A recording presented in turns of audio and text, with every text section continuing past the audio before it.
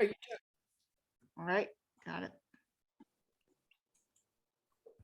Good evening and welcome to another Master Gardener presentation. I'm Lauren Paz with the Master Gardener Speakers Bureau, and I will be your moderator for tonight. As an organization, we are always looking for new and fun ways to share relevant science-based horticultural information with Yavapai County residents. If you have any questions, please enter them into the chat box and we'll get to them at the end of this presentation. If you are disconnected during the presentation or have other technical issues, please email the ycmgsspeakersbureau@gmail.com and someone will be in touch with you. As always, this presentation will be recorded. Tonight's presentation is being hosted by the Yavapai County Master Gardeners. We are part of the University of Arizona Cooperative Extension. Every county in Arizona has a cooperative extension, and you may be familiar with some of our programs such as 4-H, food safety, nutrition education, STEM, and commercial horticulture and small acreage support. Master Gardeners provide science-based horticultural information.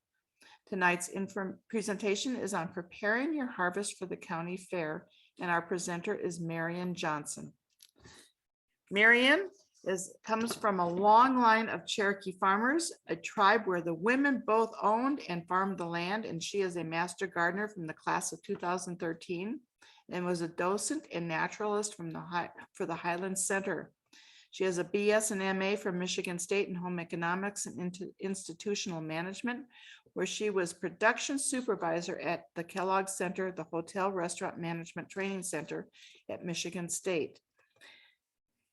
Later, she was an assistant professor at ASU, handling all the quality food programs for the dietetics program. And I am going to start this presentation off with a few guidelines for our for the fair. And first, here is the information on how to contact our office. We have two offices, one in Prescott and one in Verde Valley. We have a website, which is extension.arizona.edu/Yavapai. And this is where you can find both this presentation and prior ones to both watch on YouTube and have the PowerPoint. We have a Speakers Bureau email, ycmgspeakersbureau@gmail.com, and Facebook page, which introduces all our events and current information that you may want to know at Yavapai County Master Gardeners. So we're talking about the fair. This year, the fair is from Thursday, September 8th through Sunday, the 11th. It's at the Rodeo Fairgrounds in Prescott. I think everybody knows where that is. We are covering two various topics tonight. One is the fair rules, how and when to enter your produce or floriculture, and the entry rules. And then Marian will be talking about all the ways to display your entries, how to pick your vegetables and flowers, and go over the judging requirements. So for our general registration information, one, there is no entry fee. You must be a resident of Yavapai County. There are two ways to submit your entries. One is online, which is accepted no later than Wednesday at 9 a.m. September 7th at www.yavapaifair.com, or you can come directly and submit your entry form to the office between Monday and Thursday from 10 to 5, beginning August 1st. If you do online entries, you are given one free Yavapai County Fair Pass to be used only by the exhibitor, and there will only be one pass regardless of how many entries you have. And the horticultural and floriculture will be issued their fair passes when their entries are delivered, since they are very time sensitive due to their produce. Also, entries must be planted and grown by the exhibitor in Yavapai County. You may submit multiple entries, but only one per class. For instance, if it was in the onion division, class 1 would be the pearl, class 2 would be Bermuda, and class 3 would be red. So you could enter all 3 classes, but only one per class. Entries must meet requirements provided in the instructions, and those will be available on the fair website. And for instance, for radishes, they require a minimum of 5 with their tops on. And all entries must be free of insects and disease, which is obvious why. Entries will be displayed on uniformly sized plates or vases that are, in the case of flowers, and both will be provided by the fair. So the only exception would be is if you're providing a floral arrangement, which would be in your own vase, or specialty items such as fairy gardens, which would be in your own pots and a design. Exhibits can be delivered on Wednesday, September 7th, between 2 and 6 p.m. And exhibits must be removed on Sunday, September 11th. Now on the website, it'll say between 6 and 7, but for the horticulture and floriculture, they're saying from 5 to 7. And if you have any issues with that, you can make arrangements with the superintendent, which is noted on the website, for removal for the horticulture and floricultural department if you can't make it during those times. So with that, I am going to turn this over with Marion. Now, Marion, I have to say, has been a superintendent of the fair for the horticulture and floriculture. So she has on-hands experience on what type of entries you should be providing and how the judging works. And I think you're going to find this fascinating in terms of what we can do as a community to support our local fair. Marion, I'm going to let you take this over. Okay. And just let me know when you want me to change the slides if I don't do it automatically. Okay, that's great. Thank you very much, Lauren. The name of the game with the fair is consistency, and you'll see things repeated here a number of times. The big picture in the number of items per entry is that the larger the fruit or vegetable, the fewer you need. So, for example, for broccoli and cauliflower, you just need one head. Cabbage, one head. One eggplant. Grapes would be a bunch. Head lettuce with the roots on, leaf lettuce with the washed with the roots on, and so on. The medium size entries like apples, cucumbers, garlic, onions, peaches, pears, and so forth. We need 3 of those on each plate for an entry. Next. And we get to the smaller items here, where we're asking for 5 items to be put on a plate. So this would include asparagus, bean pods, beets, a bunch of 5 with 1/2-inch trimmed tops, carrots, corn. The corn needs to be in the green husk. Figs, kale, okra, green onions, prickly pear, radishes, spinach, strawberries, and small tomatoes. So pear tomatoes, cherry tomatoes.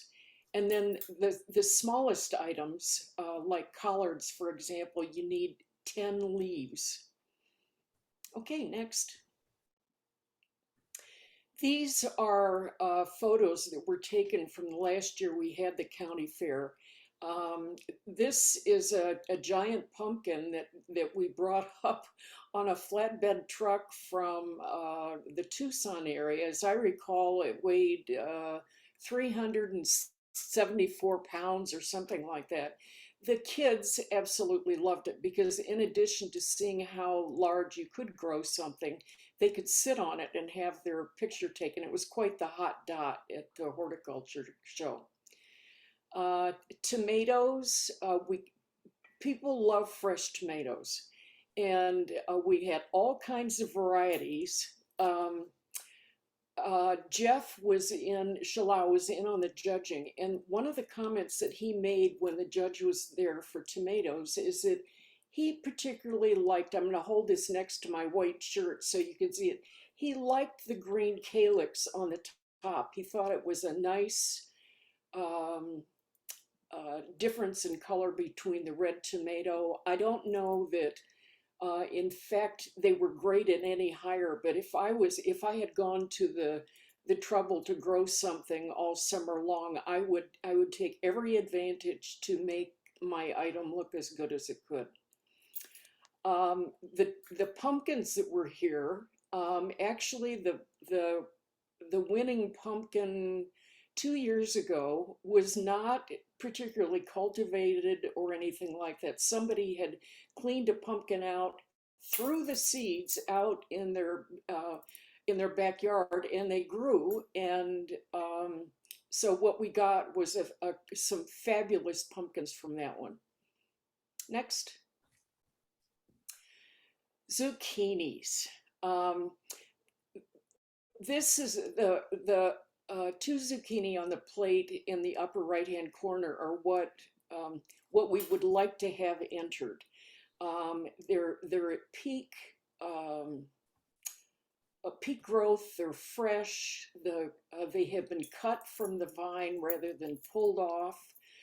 You'll notice that the skin is very shiny, and this obviously got a first place. And even though this young gal on the bottom photo is smiling, this is not the kind of zucchini we want. I would put this in the category of baseball bats, and unfortunately, we don't have a category for that. Okay, next. Again, when you're harvesting your fruits and vegetables, use a sharp knife to make a clean cut. And um, if you spend all that time working on this, you want 5 or 1 or 3 identical items. So if you can cut it with a knife, um, your odds of getting 3 identical items are much better. They should be fresh and in prime condition at the time of judging, and it should be harvested as close to the exhibition date as possible to prevent wilting and shriveling, except for onions, garlic, and sweet potatoes, which we usually see that are dried. If the vegetables are harvested more than 1 day before the fair, put them in plastic bags in the refrigerator. All these vegetables should be true to type, so typical of a crop and the variety that's being exhibited. Cucumbers, either the ones that we saw in the previous slide that were extra large or ones with curled ends, are not true to type. So those should not be entered. Some vegetables like tomatoes, summer squash, eggplant can get damaged very easily by even the tops of the stems.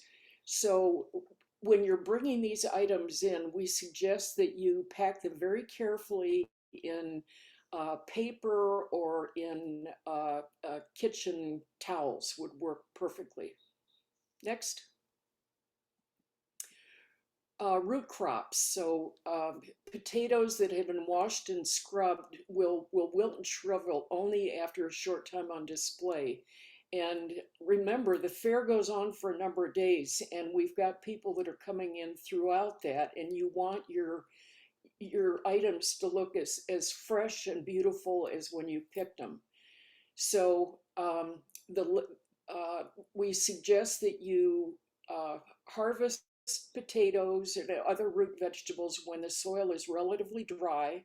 So don't water the day that you're going to pick them. And if washing is necessary, you soak the roots in cold water and gently wash with a stream of water or a soft cloth. Never use a, a dish brush with a hard bristle to clean them. Eggplants, very tender skinned. It must not be washed. And if you don't have one at home, go to Home Depot or one of the hobby stores and get a soft bristle paintbrush and just brush the dirt off.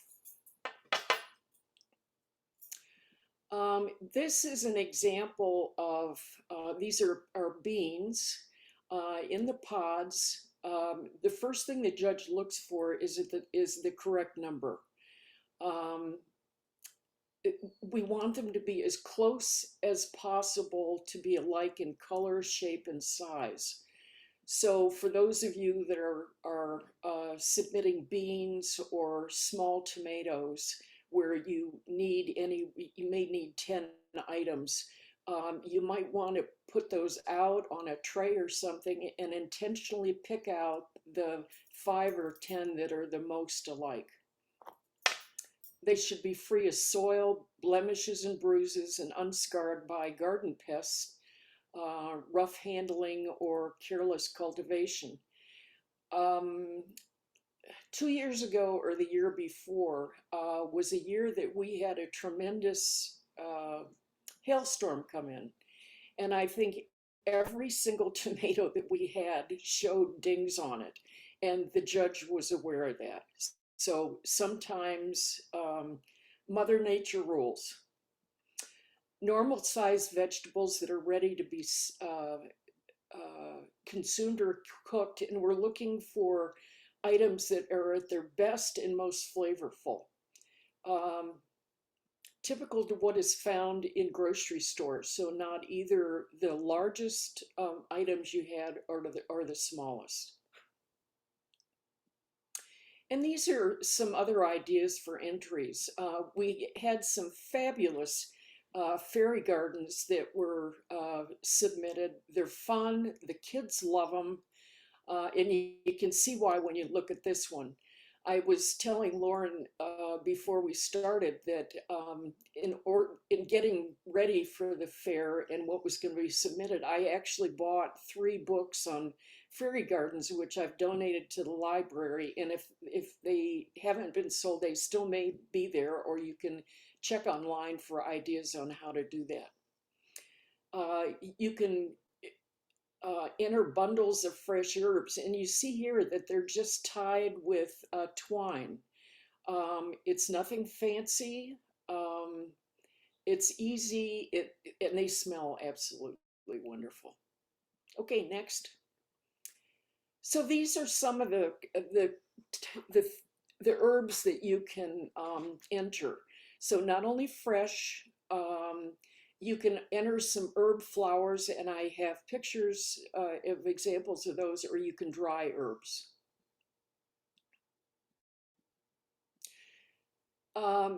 Many herbs are best harvested and exhibited before they flower. So,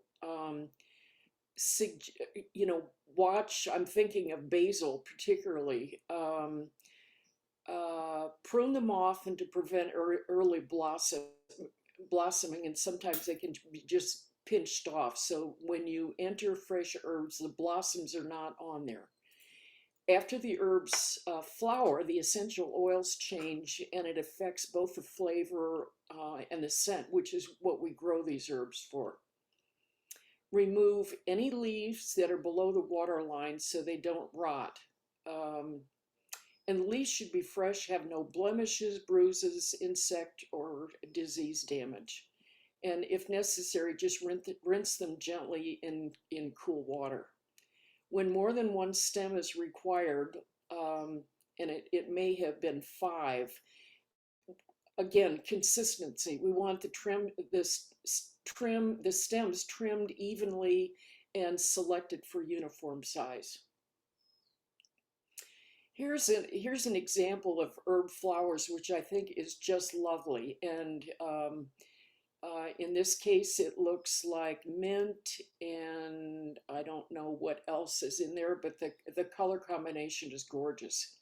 The blossoms should be fresh and of uniform color and development, have no soil on them, and again, no insect or disease. Harvest just as they reach full flower, and again, remove the leaves that are below the water so they don't rot in the container.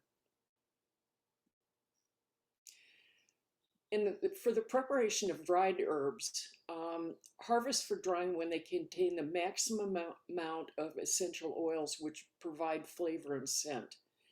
Harvest the seed heads when they change from green to brown, but before they drop.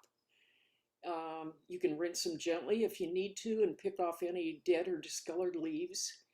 And to dry herbs on the stem, gently remove the leaves or flowers after drying. For larger leaves such as sage, you can remove the leaves before drying.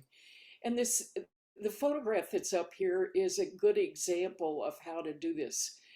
They have bundled these herbs, have wrapped them in twine. It looks like they're reasonably the same length, and that's what we want to see. Okay, next. And here's some more ideas for you. I thought the photograph on the right is in the floriculture department. The coleus, I think, is just beautiful. It looks alive and vibrant. The colors are terrific. And the pumpkin up on the left-hand side, what a clever idea for a vase. I mean, wouldn't that just grab the judge's attention? Okay, next.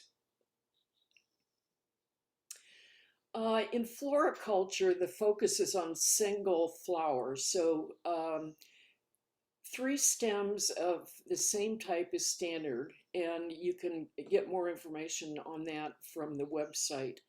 Vases that are all exactly the same, they're clear, they will be filled by, we call them the flower girls, the ladies in the floriculture department. They fill them with water and they're put in the correct category to be judged. If you have floral arrangements that you're making, those can be displayed in your own vase. So, and there are no limits on color or size or anything like that. Fresh herbs are in the floriculture department, and dried herbs go into horticulture department. And if you get mixed up, don't worry about it. One of the master gardeners will put them in the right place for you. Houseplants can be displayed in their own pots. And again, and we got lots and lots of those a couple of years ago. Cut flowers that die during the fair will be disposed of, but I'll give you some tips on how to harvest the flowers so they'll last longer. Exhibits must be removed or arrangements made for removal with the superintendent of the proper fair department between 5 and 7 on the 11th. If people are not coming to pick them up, all those entries will be disposed of. So if you want to pick them up along with your ribbons, be sure to do it during that time. For harvesting flowers, we suggest that you cut them either in the evening or the early morning. Use a sharp knife. Some people tend to use scissors, and it actually blocks the water conducting vessels that allow water to come up in the stem and keep those flowers fresher much longer. Cut the stems several inches longer than necessary to allow for later trimming as the days go on, and it's room temperature, so you want as much water being conducted up to those flowers as you can. And again, remove any leaves that are below the water line.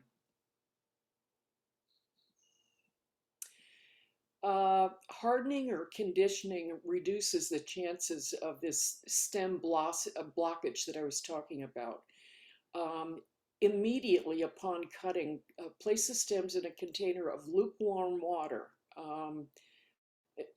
It, it works much better than cold water. And when I'm harvesting flowers for exhibition like this, I take a water container like the one you see in the picture out to the garden with me. And as soon as I cut that flower, it goes right in the water. Place the container flowers in a refrigerator set at 35 to 40 degrees, which I think is pretty standard for most refrigerators, for between 3 and 12 hours. And that cooling permits the plant to take up more water and will keep the flower fresher longer. Never store flowers in a refrigerator with fresh fruits or vegetables. Um, if I wanted to ripen avocados faster, I put them in a paper bag with some apples, and apples give off a lot of ethylene gas and they ripen the fruit much faster. The flip side of that is that if you have flowers that you want to have remain as fresh as possible, you don't want any ethylene gas around them. Okay, we call roses round form flowers, and they should be cut when fully developed, is indicated by the outer petals folding out gracefully, and at this stage the center petals are still going to be tight, but they're the correct color. They're not green. Um, we don't like exhibiting overly mature flowers where the center is visible or the outer petals have begun to shrivel, fade, or curl. If they are that mature when they're brought in, they're not going to last very long at all. And we suggest picking the roses when the bud is first starting to open, and during the course of that first day, they will open naturally on their own. Next.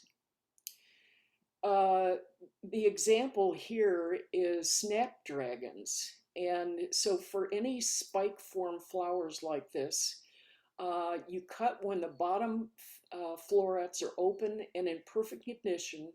The ideal choice is to have a third of the florets fully open, a third that are showing color as buds, and a third that are still green. And as I said, this is a real good example of how these should look.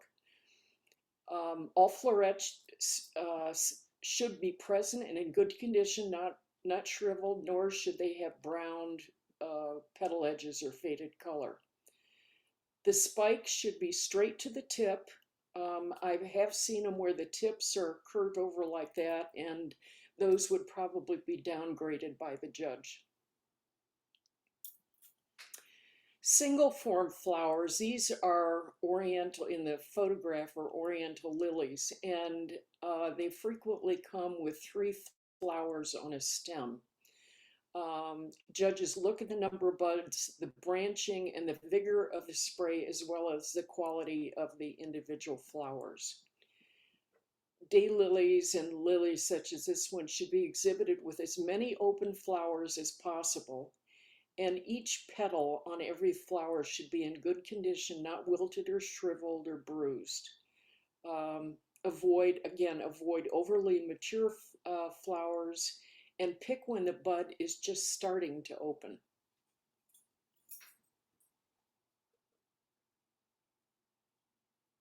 Judging. We love to hate this woman, don't we? The classes are judged on market standard of size, uniformity, and presentation.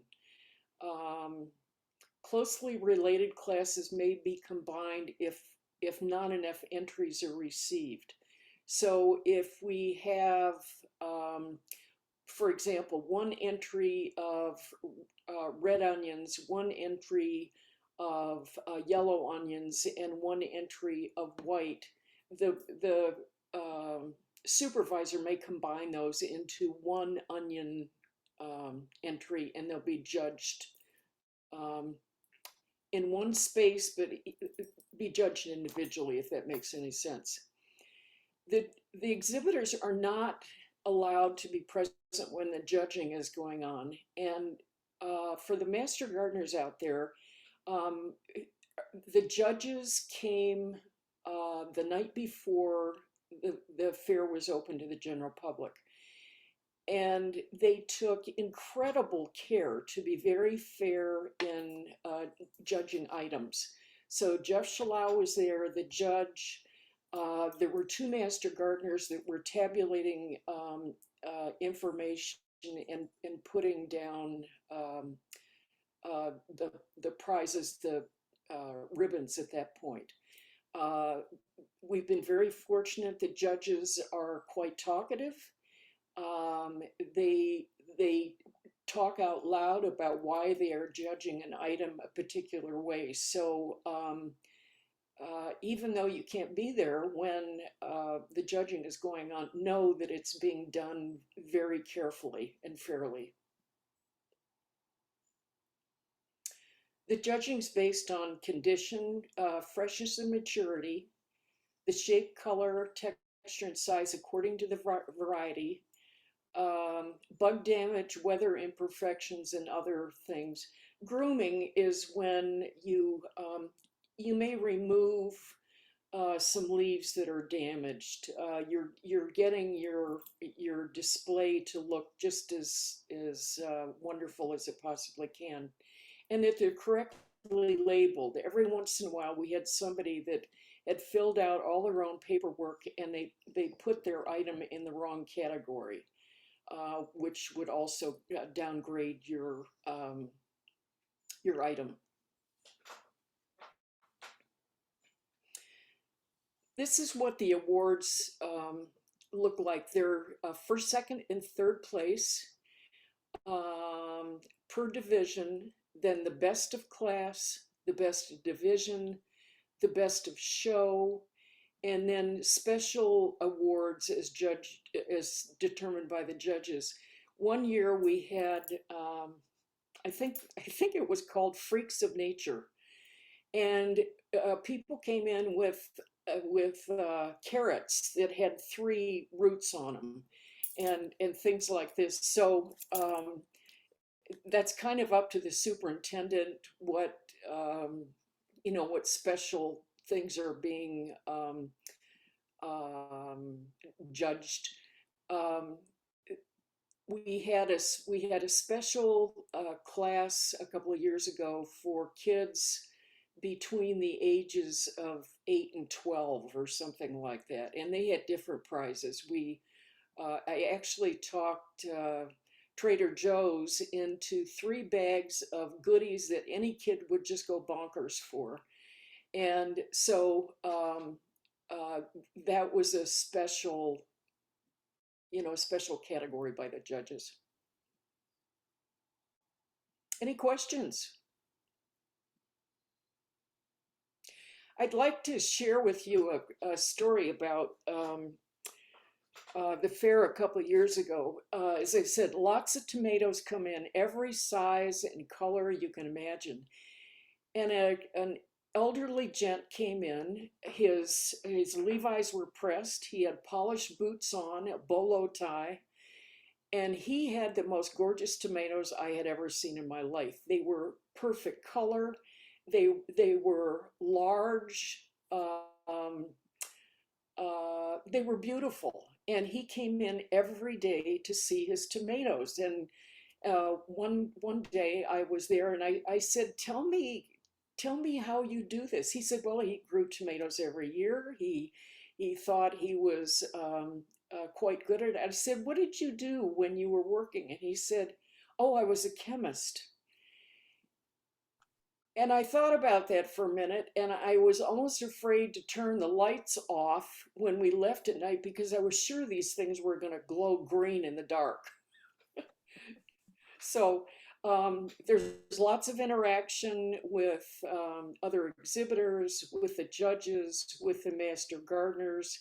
And I really encourage you to enter anything that you have that would be suitable for this. It's part of the fun is being there around the general public, about having your hard-earned, hard work, vegetables and fruits there for the world to see. Thank you very much. Um, Mary and I have a comment, if I may make one. Sure. I think it's, people also need to consider when they think about flowers, it's not just flowers that you think of that you'd see in a florist, but go through your yard and your butterfly bush may have flowers in bloom. Those can be Right. in your salvias. A lot of our perennials have beautiful blooms on them, and those all qualify as flowers for entries. Well, and I think a couple of years ago, we actually had one entry that was dried grasses from a backyard. Um, you know, it's not. You're right. It's not what you would see at a florist or in the grocery store necessarily. It's something. Coleus would be an example. I mean, there are no flowers on it, but the color is magnificent. So I encourage people to be real creative. And I think all the garden clubs should take a challenge to submit and at least some people in each garden club should submit an entry and represent their community. I agree. So I put that out there as a challenge, and I'm going to be emailing all the garden clubs that. So I think Bill had a question on, are the fresh herbs stored in water? And Mary said yes. And so Yeah. I don't see any other questions. So Marion, thank you so much. I'm getting all my items lined up to be entered. I don't know that I'm going to win anything, but I'm going to participate this year. And thank you for all the service you've done to the fairs in your past. And I hope you are able to come and enjoy it also. Oh, I will. It's I get seasick on the ride, so I usually head to the horticulture department first. Yeah. And not only that, there's a lot of great exhibits just to come in and not just see the flowers and the vegetables that are being displayed, Yeah. but hopefully there'll be some other exhibits on composting. I know I was there for a year with bees, etc. So for those who may not put an exhibit in, come and visit the department and learn and enjoy. And for that, we thank you, and we are going to call it a night. And hopefully you've learned something and then are inspired to participate in this year's county fair. Thank you and good night.